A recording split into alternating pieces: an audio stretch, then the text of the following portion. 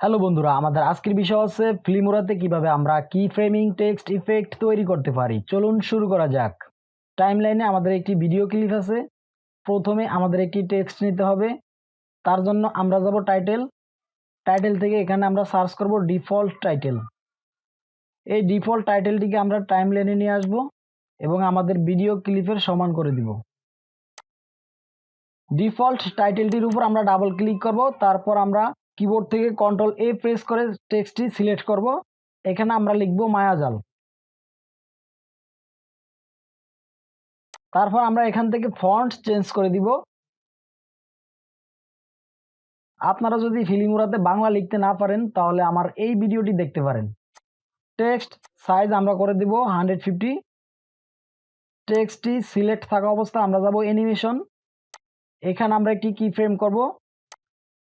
কিছু ফ্রেম সামনে নিয়ে আমরা আরেকটি কি ফ্রেম করব। প্রথম কি ফ্রেমে আমরা এই টেক্সটের অপাসিটি 0 করে দিব। এখান থেকে আমরা নেক্সট কি ফ্রেমে যাব। তারপর আমরা এখান থেকে কিছু ফ্রেম সামনে নিয়ে আরেকটি কি ফ্রেম করব।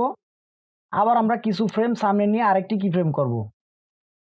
এখানে আমরা স্কেল কমিয়ে দিব এবং পজিশন চেঞ্জ করে দিব।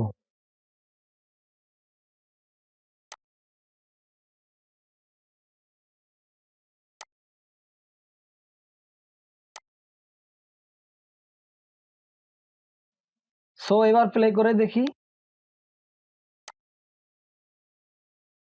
সো এভাবে আপনারা করতে পারবেন। ভিডিওটি ভালো লাগলে অবশ্যই লাইকে ক্লিক করবেন এবং আমার চ্যানেলটি সাবস্ক্রাইব করবেন। ভিডিওটি দেখার জন্য ধন্যবাদ।